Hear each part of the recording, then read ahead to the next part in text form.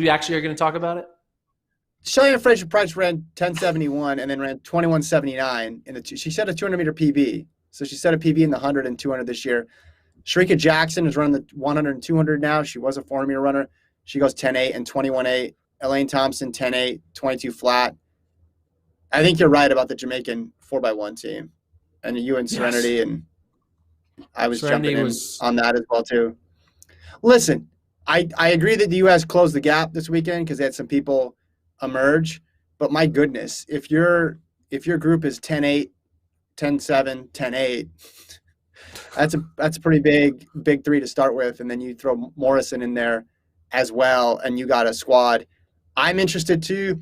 Does Fraser-Price do the double this year? She's done it sometimes. She hasn't other times. If she does, that 200 could be completely loaded, Gordon, because if you have her, the U.S. women, Shauna Miller-Weibo, and Dina Asher-Smith, that would be sensational. We don't know what Miller-Weibo is going to do or what Fraser-Price is going to do, but it would be amazing to see her go for the double in Tokyo. Your thoughts on that, and then I want to talk about McLeod and the men's sprinters.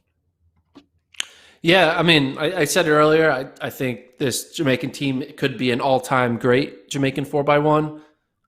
We rarely see this much talent happening at the same time.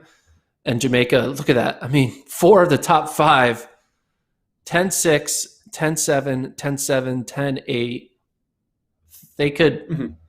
They could run without blocks. They could let everyone have a head start, and they would still destroy. I mean, it's not even a question. It's going to be over by the second exchange. They're going to have a 10-8 and a 10-7 woman do the through the two exchanges.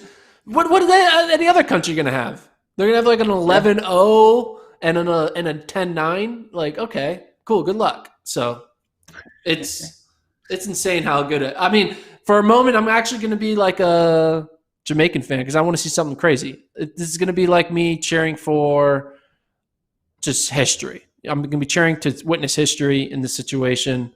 Obviously, being American, you'll want America to do well, but when you see all the stars aligning for a certain team, it's kind of fun just to watch something special. And I think we're going to see that for the women in that 4x1.